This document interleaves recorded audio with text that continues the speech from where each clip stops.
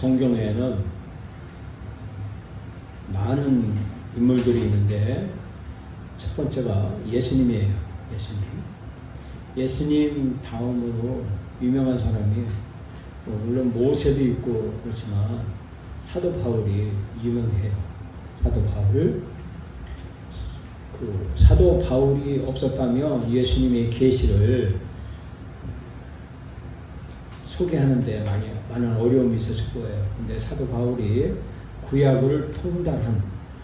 성경을 통달한 그분이 예수님을 만난 후에 구약을 새롭게 계시해서 우리들에게 제시해 주는데, 사도 바울은 최고의 학문을 습득한 자예요.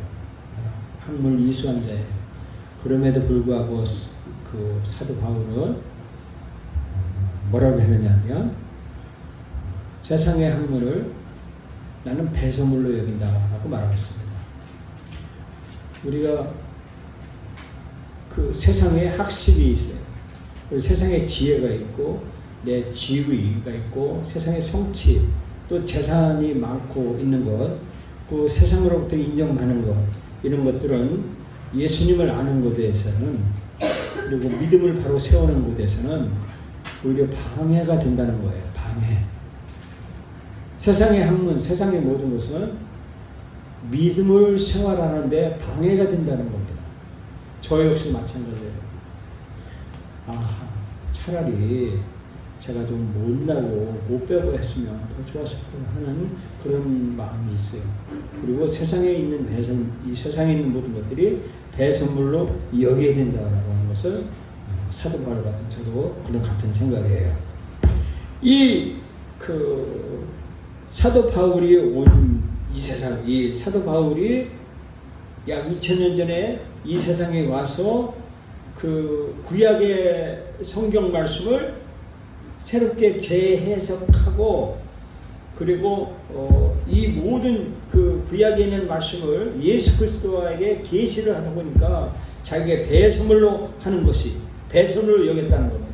그래서 예수 그리스도를 아는 지식이 가장 고상하고 가장 거룩하다라고 사도 바울을 말하는 거예요.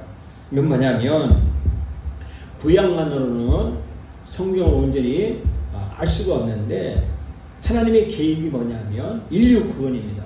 인류 구원을 하기 위해서는 예수 그리스도의 피, 예수 그리스도의 죽음, 그리고 예수 그리스도를 받아들이는 사람, 이런 사람은 바로 구원받는 사람인데, 교회를 다니고 해도 예수 그리스도의 피와 자신의 죄 때문에 예수님께서 십자가에서 죽으셨고 예수님이 우리의 죄를 사했다라고 신앙 고백을 하지 않는 사람, 그런 사람은 종교인일 뿐이다 라는 것을 말씀하고 있는 겁니다.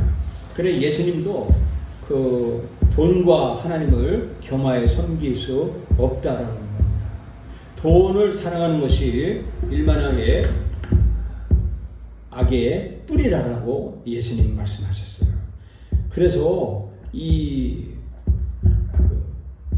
오늘날 많은 현대인들이 돈을 하나님과 같이 사랑하고 돈도 겸하여 사랑하고 있는 겁니다.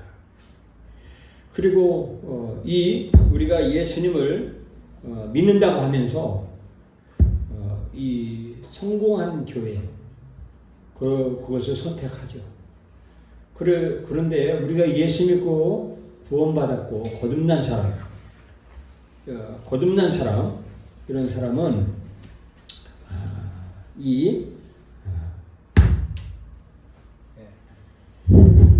거듭난 사람, 예수 믿고 거듭난 사람은 교회를 선택하는데 운명이 결정되어집니다.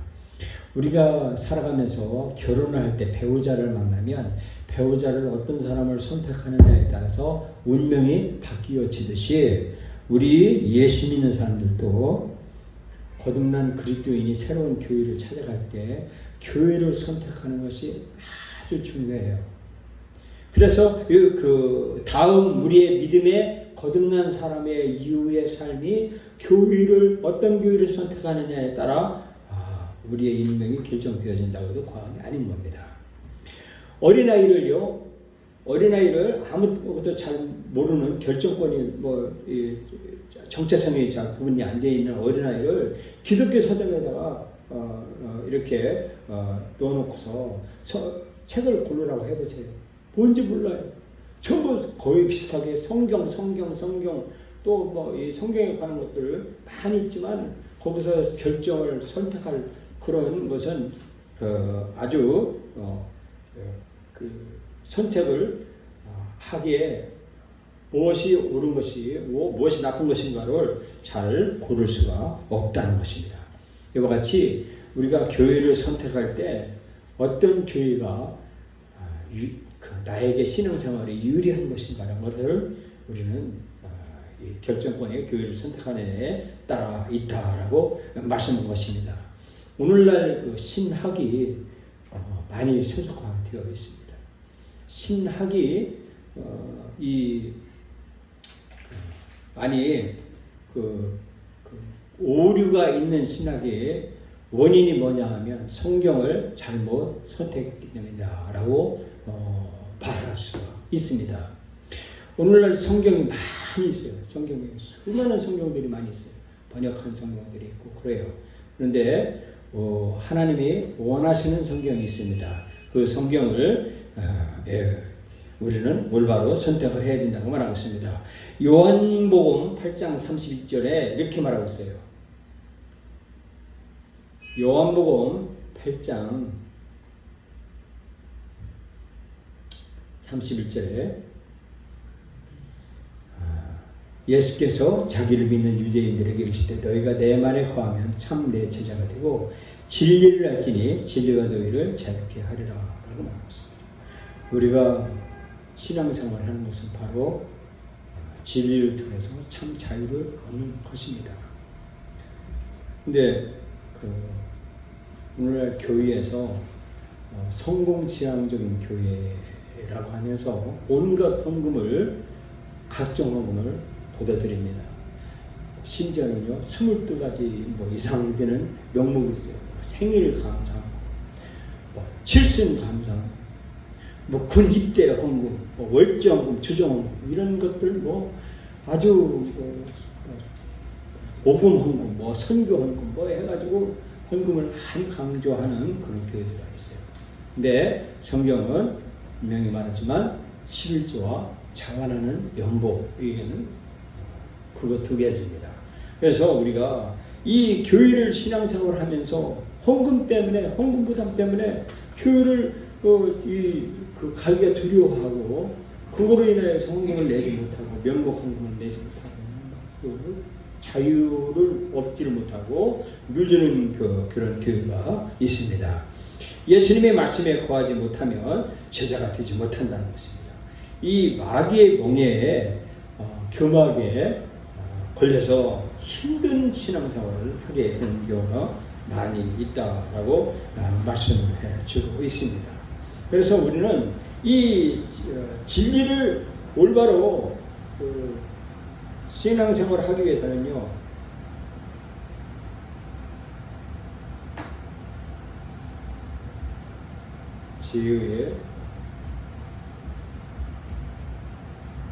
죄의 용서와 자백을 우리가 받아야 됩니다. 우리는 옛날에는 허물과 죄로 죽어 있었습니다. 그래서 우리는 죄인이에요. 원죄, 우리에게 부모에게서부터 물려받은 죄, 그리고 내가 생활하는 그 원죄, 이 생활죄, 이런 죄로 인하여 허물로 인하여 우리의 영과 육이 죽어 있었던 것입니다. 그런데 이 세상의 풍조를 따르고 공중의 공세자인 사단 마귀의 악령의 역사를 따라 살았던 거예요. 그래서 우리는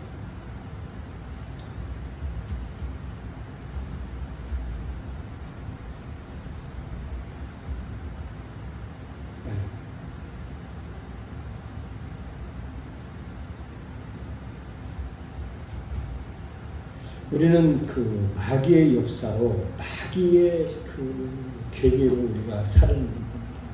제가 그 주일날이 가장 거룩하잖아요. 주님께서 역사하시는 날이에요. 근데 토요일쯤에 되면요, 마귀 역사를 해요. 마귀 역사. 저를 얼마나 힘들게 하는지 가족을 통해서, 환경을 통해서 이런 할 수 없는 고통을 겪게 돼요. 이거 막 이 하늘이 돌다 핑핑 돌 때는 이거 다 때려 부시고 싶은 생각이 한두 번이 아니에요. 이 분노가 막 치우려고. 그래서 이 무언가를 막 집어 던지고 싶고 막 그걸 다 파괴하고 싶고 그런 마음이 문득 그때 제가 그거 순간이 지나면요. 아이고, 마귀 역사. 이 마귀를 어떻게 때려잡느냐. 여기에 내 관건이에요. 관건. 내 삶의 관건이 뭐냐면 마귀의 역사를 알고 마귀 역사를 물리칠 수 있는 그런 지혜와 명철과 능력을 얻고 싶은 거예요. 그래서 주의를 망치기 위해서, 주의 예배를 망치기 위해서 사단이 저를 공격을 엄청나게 공격을 합니다. 이거는 제가 상상할 수 없을 정도로 여러분도 그런 경험했습니다. 마귀 역사. 이거 말할 수가 없어요. 마귀 역사라 그러면요. 뭘 마귀 역사가 막 저한테 막 대들고 막 치고받고 막 그래요. 그럴 때 울 수도 없고 웃을 수도 없는 그런 상황에 칠 때 이것을 저는 그것을 내 고백을 어떻게 고백할지 모를 정도의 심한 영적인 타격을 제가 받고 주일날 쓰고 그래요. 마귀 역사 때문에 복을 가로채임을 받지 못하고, 마귀 역사 때문에 성공을 못하고, 마귀 역사 때문에 뭔가를 이루어야 되는데 이루지 못하는 그런 경험, 그 마귀 역사를 우리가 모르고 당한다면 우리가 그거를 이해할 수 있어요. 당하고 나면 알고 나면 그 마귀 역사구나 라고 하면서 몸서리치게 내가 왜 이것을 왜 마귀 역사를 내가 이기지 못할까 하는 그런 자기감 때문에 막 허물어지고 붉은 닭이똥 같은 눈물을 흘리고 그렇게 지나온 날들이 지나온 날. 이 마귀 역사 우리가 알아야 된다. 우리 세 번째는요,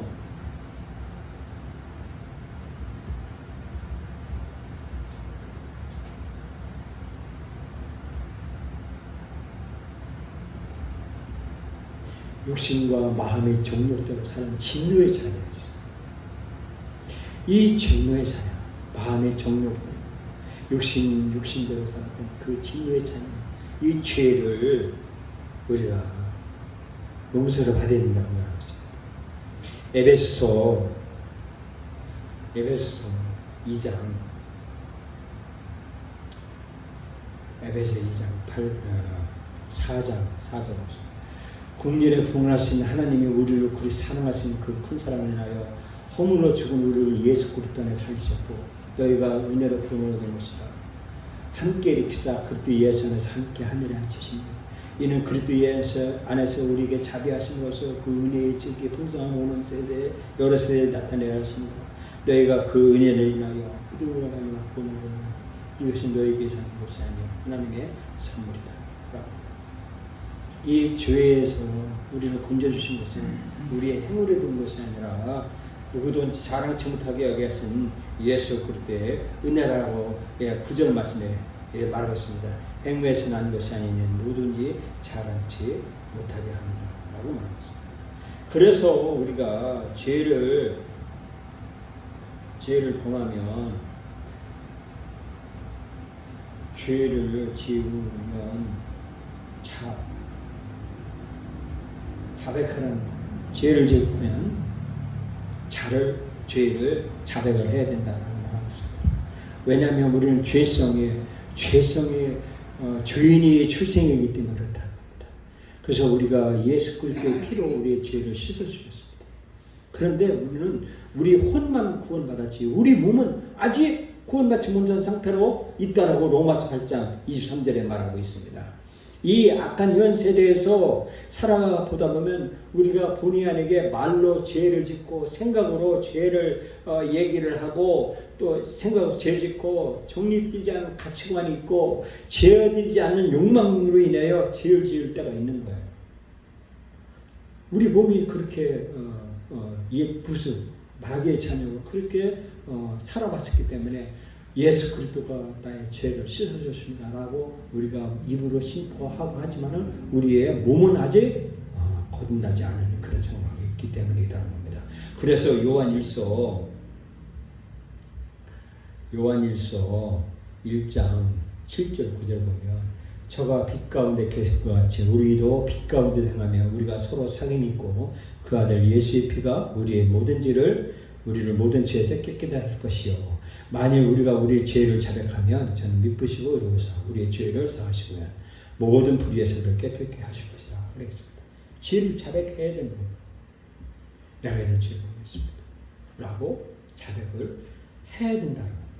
그래야 우리가 죄를 이길 수가 있다라고 말하고 있습니다. 그리고 죄를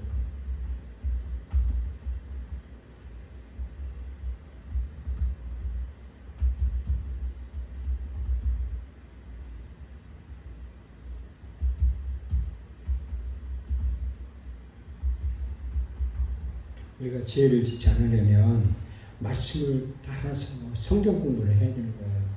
말씀을 따라서 성경 공부를 해야 되는 것이 우리 교회의 이 방침인 거예요.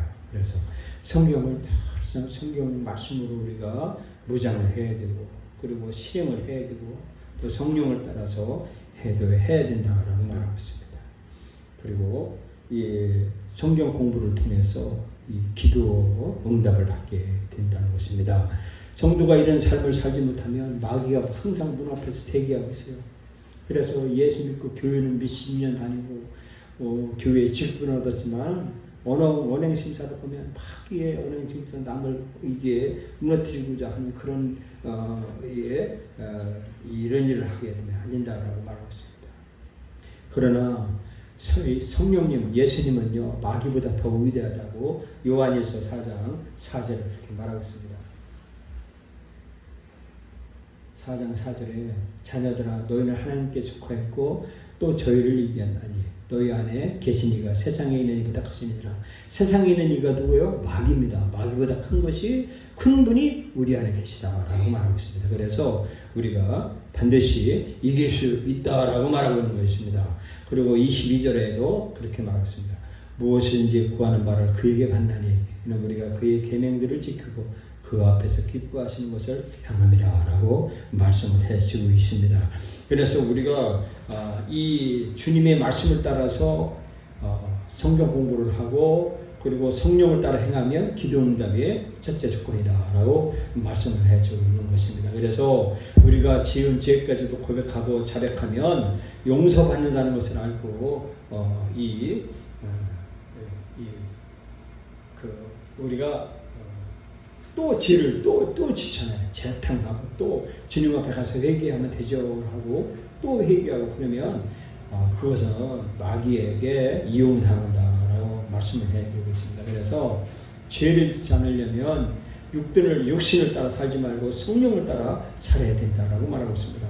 로마서 8장 13절에 육신을 따라 살면 죽는 것이라는 것입니다.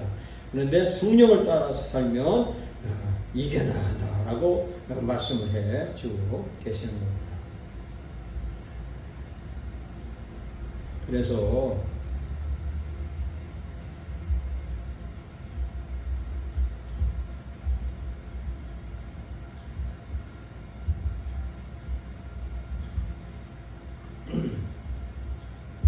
예수 그리스도를 시인해야 된다라고 말하고 있습니다. 우리가 죄 사함 받고 용서를 얻는 것은 용서를 얻는 하나님의 자녀가 되면 우리가 복을 받는 것 같죠. 그러나 예수를 내가 예수 믿겠습니다 하면 그때부터 고통의 삶이 시작된다는 겁니다. 고통은 하나님의 자녀이면 반드시 받게 된다는 것입니다. 왜냐하면 세상에 쓰는 마귀이기 때문에 이 구원받지 않은 사람, 세상 사람들은 마귀의 괴계에 속해 있기 때문에 마귀에 건드리지도 않아요. 그러나 예수 믿는 사람, 내가 예수 믿겠다고 선포하면 마귀의 공격을 그때부터 시작하는 거예요. 제가 우파 활동을 2년 반, 3년 전부터 하니까 마귀의 공격이 얼마나 심한지 몰라요. 저한테. 뭐 이루 말할 수 없을 정도의 고통이 따라오고 그래요. 그러나 그렇게 우리는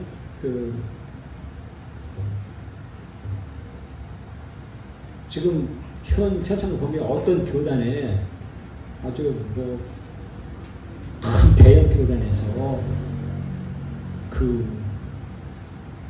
우파 태극기 활동을 하지 못하도록 정부의 압력을 받아서 그런지 몰라도 그 교단에 속해 있는 대형교회 목사님이 중립이라는 명목으로 몸살이고 있는 것을 봐요. 충격을 받았어요. 충격.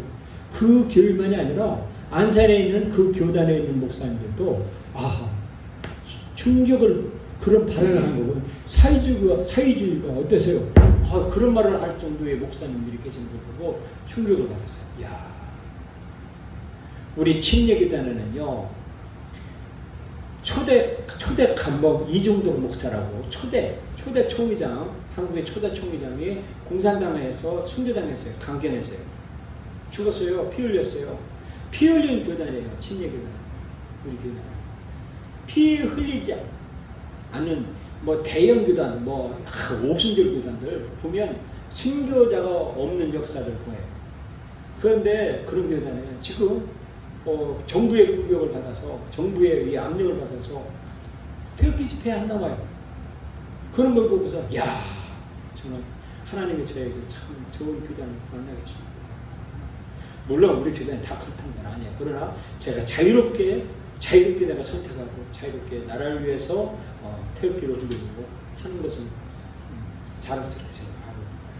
그래서 이것은 뭐냐면 마귀의 공격에 우리가 노출되어 있을 때 고난을 달게 받을 정도의 각오가 있어야 된다는 것은 바로 우리가 예수 그리스도를 시인하는 것부터 시작된다고 말씀을 해주고 있습니다. 그러면 예수 그리스도를 시인하면요 고난이 시작되는 거예요. 그때부터는 마귀의 공격에 통해서 엄청난 고난이 따라온다는 것입니다. 그래서 우리가 예수 그리스도와 그분의 교회, 예수 그리스도의 교회를 핍박을 시켜요. 요한복음 15장 보겠습니다. 요한복음 15장 18절을 보면 세상이 너를 미워하면 너희보다 먼저 나를 미워한 줄 알라. 너희가 세상에 속하였으면 세상에 자기 것을 사랑할 떠이나 너희는 세상에 속한 자가 아니요 두루의 세상에서 나의 택함을 입은 자이므로 세상이 너희를 미워하느니라 말하겠습니다. 그래서 바로 세상 마귀가 예수님을 미워하는 거예요. 또 예수님은 우리를 미워한 거예요. 그런데 이 세상에서 이 세상 마귀가 우리의 영혼까지는 건드리지 못해요. 그래서 우리가 세상에서 하나님의 자녀는 예수 그리스도의 복음을 증거하며 세상 사람들을 예수 그리스도로 마귀의 권세에서 빼내야 된다는 거예요. 이것이 복음 증거하는 그리스도인들을 우리가 해야 될 일이라는 거예요. 이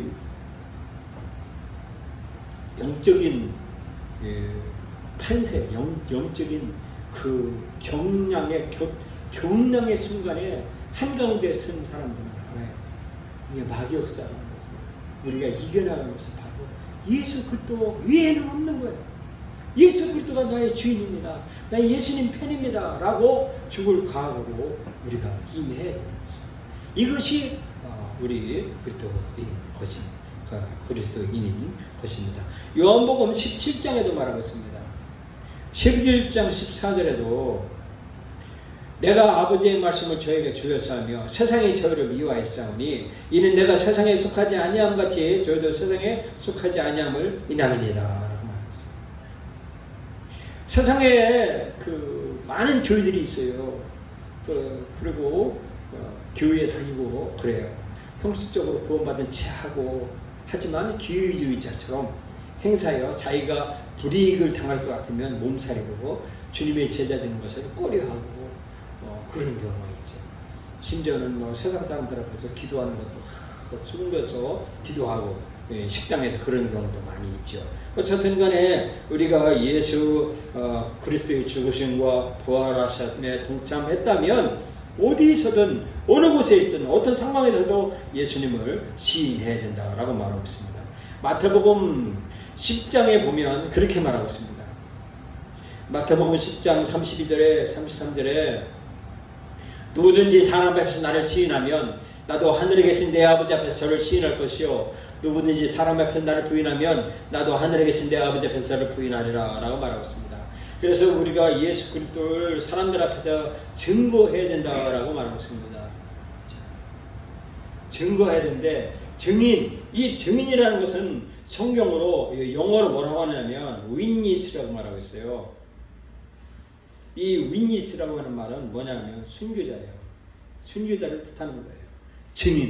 증인이라고 하는 말은 순교자로 말하고 있습니다. 그래서 우리가 예수 그리스도를 증거하려면 강하고 담대해야 돼요. 우리 아들딸이 그 성경에 있는 인물을 제가 이름으로 지어줬어요. 이름으로.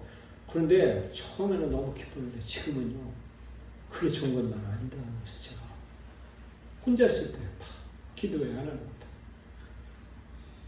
세상에 저기 고등학교 다니는데 고등학교가 깡패고등학교로 말씨 죄송합니다. 조금 수준이 나쁜 옛날에는요 우리가 고등학교를 이렇게 걸리지 않고 그냥 배정받지 않았고 그냥 선택됐었어요. 근데 지금은요 돌려서 배정을 받아요. 근데 저 외떨어진 조금 안 좋다고 소문난 그런 고등학교에 우리 딸도 거기에 다녔고 왜냐하면 기독교 이름이에요. 근데 그 학교가 막 이게 돼지 머리 놓고 이렇게 고사지는 그런 학교예요. 내가 생각에는 아무리 돌림 가도 우리 딸 이름이 성경이기 때문에 거기다가 넣어서 세상에 비치더라고. 거기다 넣지 않았나 그런 또 내가 상상 속에 또 이렇게 소설을 쓰게 되더라고. 왜냐 너무 고통당하니까 아들도 거기 다니까 아들이 거기에 얼마나 영적으로 물린 데서 이름이 김 아들이 뭐예요? 성경 이름 이름이니까 얼마나 누리겠어요. 그래서 하나님 앞에 내가 그렇게 안타까운 심정을 내가 표현할 때가 있었대요. 그러나 반드시 순교해요. 예수님을 증거하는 것은 순교라는 증인이라는. 그래서 아무리 힘들어도 그 당하는 것도 당해야 됩니다. 말을 해야 됩니다. 그래서 강건하고 담대해야 하는 것입니다. 약하고 비겁하고 타협하고 겁먹고 예수님이 그리스도인이라는 것을 숨기게 된다는 것은요. 그를 아는 예수 믿는 사람들한테서 경멸 당하는 것보다 세상 사람들도 그를 경멸한다는 사실을 알아야 된다라고 했습니다. 내가 위급한 상황에서 죽을 수밖에 없었는데 거기서 기적적인 방법에서 내가 고질배에서 혐의에서 풀려났다면 생명까지 나를 구원해줬다면요. 거기서 그분을 배신할 수 없잖아요. 그분은 자랑하죠. 그분이 나를 살렸어 라고 하는 것이 우리 인간이에요. 나를 죄악에서 마귀의 역사에서 건져주신 그분 예수 그리스도를 배반한다는 것은 그것은 배신자는 우리 동양의 문화에 배신 때린다는 것은요. 이것은 우리 유교 문화나 불교 문화 500년, 유교 문화 500년, 그리고 기독교 지금 150년, 200년에 잘 어울리잖아요. 정치권에도 지금 자기 주군을 배신한 사람은 앞으로도 오는 역사에 계속 그 사람 배신자라고 역사에 기록되는 거예요. 씻을 수가 없어요. 우선 기회가 지나기 전에 참여를 하고 공개적으로 해야 그분들이 그 역사의 기록에 참여했다라고 바뀌실 거예요. 근데 정치인들 매장된다고 생각해서 안 하죠. 근데 중요한 거는요. 나를 살린 그분을 배신하면 안 돼요. 예수님을 배신하면 안 됩니다. 예수님을 나 같은 사람 죄인을 건져주신 그분을 그래 그분을 모른다고 배신한다는 것은 우리는 그러면 안 된다는 것입니다. 인간이기 때문에 그렇게 하면 안 된다고 말하고 있습니다. 예를 들어서는요, 어떤 사람이 어린아이가 사고로 다리를 이 절개된 소년이 있는데 한 의사가 어린아이를 고쳐줬어요. 건강하게 만들어줬습니다. 그러니까 그 소년은 어디든 누구든 그 의사가 나를 살려줬어요. 나를 이렇게 멀쩡해졌어요 하고 고백하게 된다는 거예요. 그와 같이 예수님을 증거하게 된다는 겁니다. 우리의 마귀 역사 그런 데서 건져주신 그분을 우리는 순교하는 마음으로 증거해야 된다라고 말씀해 주고 있는 것입니다. 요한복음 사도행전 1장 8절에 그렇게 말씀을 해줬습니다. 오직 성령이 너에게 임하시면 너희가 권능을 받고 예루살렘과 온 유다와 사마리아 땅 끝까지 이르러 내 증인이 되리라 하시니라 했습니다. 증인이 되리라는 거죠. 복음을 전할 수 있는데도 정하지 않았다면 그 책임은 전적으로 내가 있다는 겁니다. 그래서 그 복음을 전하지 못한 사람에게 전해야 된다고 말씀을 해주고 있습니다. 먼저 가까운 가족, 그리고 친척, 그리고 친구, 그리고 교회 모임, 또 사회적인 모임 이런 데서 서서히 바깥에 나가서 예수님의 복음을 증거해야 된다라고 말씀을 해주고 있습니다. 그래서 우리가 사도행전 20장에 보면 20장에 복음을 증거할 때도 증거해야 되는데 증거하지 못한 사람들이 20장 26절에 보면 그러므로 오늘 너희에게 증거하노니 모든 사람 피에 대해 내가 깨끗하니 이는 내가 꺼리지 않고 하나님의 뜻을 다 너에게 전하십니다 말하고 있습니다. 이것은 바로 예수님을 어느 때나 예수님의 복음을 증거해야 된다라고 말씀을 해주고 있습니다.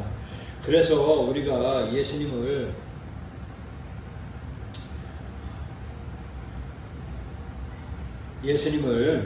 믿는 우리가 고통을 당할 수밖에 없어요. 왜냐하면 죄를 지으면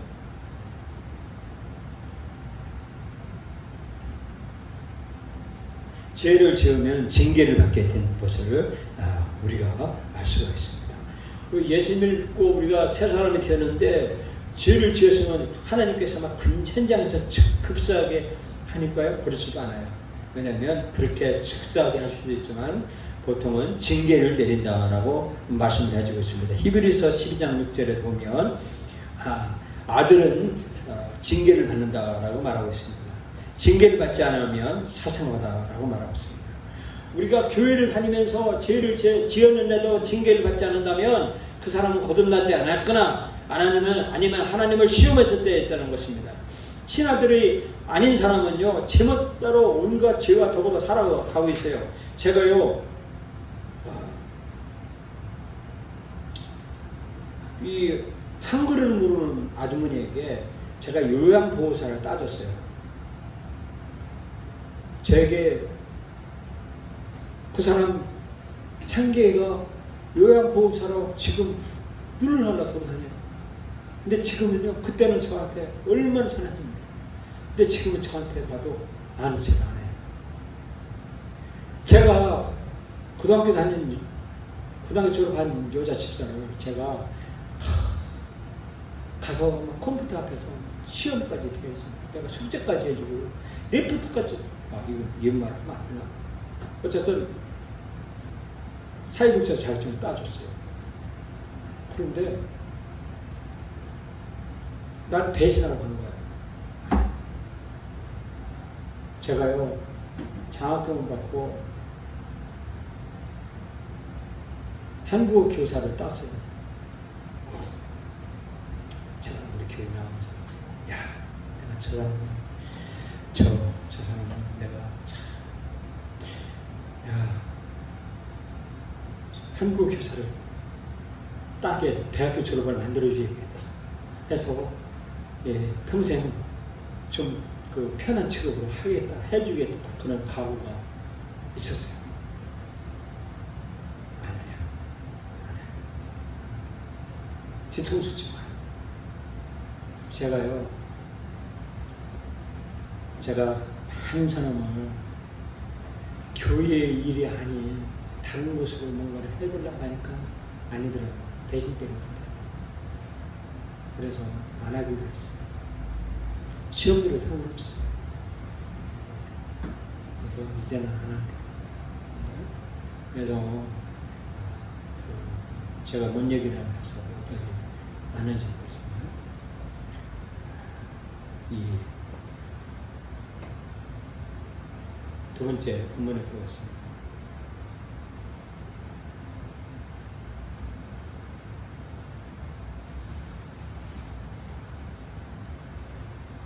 그리스도인에 당하는 고난이 있습니다. 예수 믿으면요, 그 자신의 욕망을 제어하는 것은 당연한 일이지만 또한 시련도 겪을 수가 있어요. 자주 겪고 자주 이 육체적인 고통도 있고 영적인 것, 정신적으로 당하는 고통도 있어요. 또 재정적인 어려움이 있어요. 가족 간의 갈등이 있고 사탄으로부터 오는 직간접적인 고통도 있어요. 그런데 예수 믿으면 잘 살고 복 받는다라고 하면서 긍정의 설교, 교회 다니면 건강하고 부유하고 일명하고 축복받는다라고 하는 그런 이 거짓가심이 있어요. 그러나 성경은 말하고 있습니다. 빌립보서 1장 29절에 빌립보서 1장 29절에 이렇게 말하고 있습니다. 그리스도를 위하여 너에게 은혜를 주신 것은 다만 그를 믿을 뿐 아니라 또한 그를 위하여 고난도 받게 하십니다. 예수 그리스도를 믿는 것입니다. 디모데후서 3장 12절에도 경건하게 살고자 하는 사람은 박해를 받는 것이다 라고 말합니다. 그리고 우리가 당하는 현재의 고난이 앞으로 나타날 영광에 감히 비교가 되지 않는다라고 말하고 있습니다. 사도 바울은요, 엄청난 40에 감한 배를 3번이나 맞고 강의 위험, 강도 위험, 굶고 줄이고 아주 당하는 고통이 엄청나게 고통을 당했습니다. 이사야 선지자는요, 예수님 오시기 전에 약 1000년 전, 800년 전에 이 이사야 선지자가 말하고 있습니다. 예수 그리스도에 대해 말하고 있습니다. 그가 고통을 당함으로 그의 질고를 우리의 질고 때문에 그가 당했다라고 이사야 53장에 말씀을 해주고 계십니다. 예수님께서 이 땅에 오신 것은요, 우리에게 고난을 오래 참도록 하여 주셔서 영생을 얻게 하려 하십니다라고 말씀을 해주고 계십니다. 그러므로 우리가 예수 믿는 사람은요,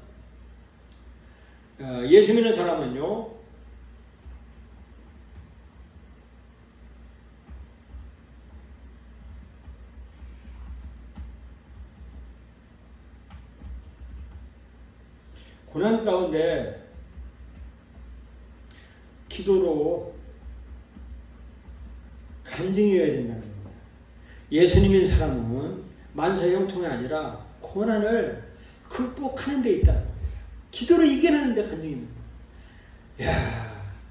기도로 이겨내겠습니다. 마귀 역사가 심했습니다. 마귀 역사, 마귀 역사를 굴복시키는데 내가 기도로 이겨서 이렇게 이겨나갔습니다라고 하는 그런 간증이 있어야 된다라고 말을 하고 있습니다. 고린도전서 10장 13절에 이것을 외우시기 바랍니다. 고린도전서 10장 13절에 사람이 감당한 시험 밖에는 너에게 당한 것이 없나니 저는 외우고 있어요. 오직 하나님의 분사들 감당치 못할 시험당을 허락지 않으시고 시험당할 쯤에 또한 피할 길을 내사 너희들 중에 감당하였으며 마귀 역사가 아무리 심해도 마귀를 이길 수 있는 힘을 준다라고 우리에게 말씀을 해주고 있습니다. 그래서 베드로전서도 말하고 있습니다. 이 고난을 이겨야 된다라고 말하고 있습니다. 예수 믿는 사람이 죄를 지으면요, 기쁨을 잃게 되고 기도가 막히고 유혹을 잃고 간증을 잃게 되고 보상을 잃게 되고 자신의 생명까지도 잃을 수가 있다는 것입니다. 그러므로 예수 믿는 사람은 즉시 헌신해야 됩니다. 로마서 12장 1절 말씀에 말하고 있습니다. 로마서 12장 1절에 그러므로 형제들아 내가 하나님의 모든 자비하심을 너를 구하노니 너희 몸을 하나님이 기뻐하시는 거룩한 산 제물로 드리라 라고 말하고 있습니다. 이것이 영적 내물이라는 겁니다. 우리의 몸을 하나님이 기뻐한 산채물로 헌신해야 돼. 내 몸을 드려야 되는 겁니다. 여러분 11조 하나님 앞에 드려야 됩니다. 여러분의 몸을 하나님 앞에 드려야 돼요. 교회에 헌신해야 돼요. 근데 죽었는 것 같으면 살아있어요. 저 사람 뭔가를 시키려고 하면 교회를 안 나와요. 저 사람 뭔가를 기둥뿌리로 박으려고 주춧돌로 기둥뿌리로 딱 박아서 우리 교회에 기둥으로 삼고자 해서 저 사람 집사 줘야지, 장로 줘야지 하고 믿었다가 어느 날 안 나타나요. 하나님의 그것과 나 죽지 않아서 그래요. 죽는 것은 하나님이 써주세요. 하나님 마음대로 잡수세요. 나 죽었어요. 하나님 마음대로 쓰세요 하고 목 내놓고 죽었다라고 하는 사람, 이런 사람을 하나님이 써요. 그래서 여러분 하나님이 기뻐한 산채물을 드리세요. 이렇게 할 때, 헌신할 때 하나님은 여러분을 쓰신다는 것입니다. 예수님이 하나님 앞에 하나님 나 이거 십자가 질 수 없어요. 그러나 내 맘대로 하지 마시고 하나님의 원대로 하셔야 하고 주님이 십자가 앞에 자기 몸을 하나님 앞에 내드렸어요. 그래서 예수님이 부활하셔서 오늘날 우리의 구원의 주체들이 되시는 것을 볼 수 있습니다. 그래서 우리가 쏘으면 안 됩니다. 하나님은 쏘는 분이 아니세요. 그래서 우리가 무엇을 심든지 그대로 될 것입니다. 그래서 여러분 축복을 받고자 하면